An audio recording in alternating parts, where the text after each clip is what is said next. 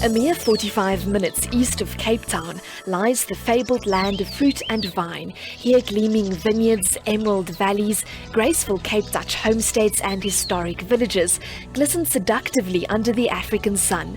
Girded by the Western Cape's heaving mountains, the area is nurtured by a near-perfect Mediterranean climate and is informally known as the Winelands, one of the world's premier wine-producing districts. In fact, there is perhaps no better way of reclining in the arms of Bacchus than a meander through the Winelands. Its three major routes revolve around the historic towns of Paarl, Franschhoek and Stellenbosch, boasting a legacy of over 300 years in the industry and thriving wine cellars to show for it. These cellars are primed on rambling estates, which host classical music festivals on freshly clipped lawns, wine tasting naturally, and in honor of the Winelands' Huguenot origins, fine culinary feasts and celebrated French restaurants. The Paarl, Franschhoek and Stellenbosch wine routes are all unique, each offering something characteristic and something memorable.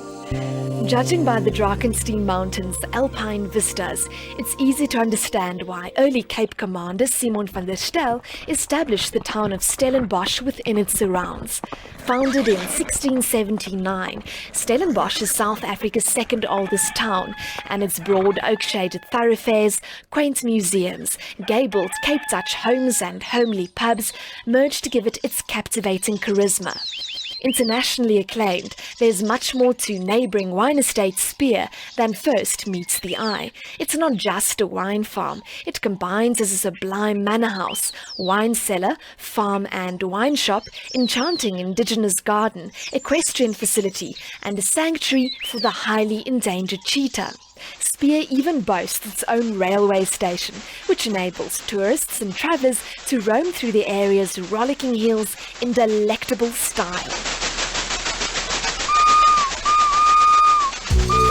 Franschhoek's bewitching village and wine valley form the hub of the renowned Franschhoek wine route.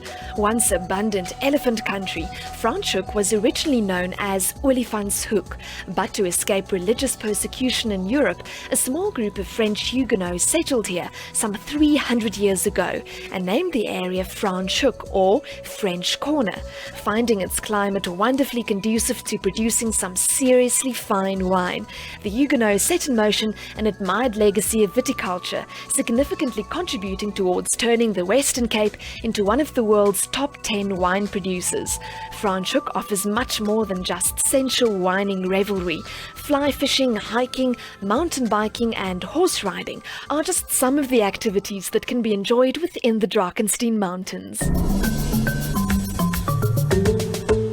The Afrikaanse Taal Monument, the only monument ever built to immortalize the language, stands proudly atop Paarl Mountain. The largest of the Winelands towns, Paarl, or die Parel as it's known in Afrikaans, takes its name from the mammoth pearl-like boulders on the adjacent mountain. Paarlberg Nature Reserve is famous for its millwater wildflower garden and a wealth of fynbos adorning several idyllic nature trails. Paarl's 200-year-old Nederburg estate has scooped many international awards and draws connoisseurs from all over the world for its annual autumn wine auction. Nederburg is open to the public. Just north of Paarl is the attractive town of Wellington, situated at the foot of the Iwequa Mountains, amidst lush vineyards, vine-cutting nurseries, olive and fruit orchards. Apart from wine sampling, the adventurers can enjoy the strenuous but rewarding Wellington Mountain Bike Trail, which offers spectacular views of the Berg River Valley. The R303 snakes north for 30 enthralling kilometers via Beinskloof Pass, which descends dangerously into the Brede River Valley. Beinskloof also offers an unforgettable hiking experience.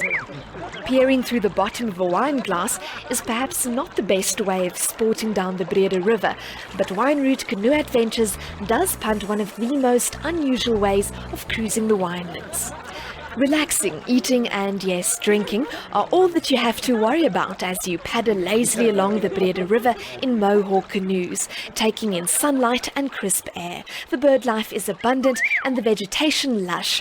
All in all, a lazy, tranquil and scenically beautiful trip. For free and expert tailor-made advice on tours and day trips through the land of grapes and gables, call Western Cape travel specialists Siyabona Africa Travel now at 021 422 3111 or log on to their website at www.siyabona.com.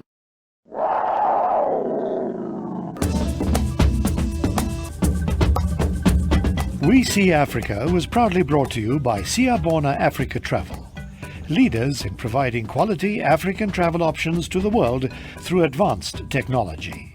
Visit us at www.siyabona.com or call Cape Town 021 422 3111.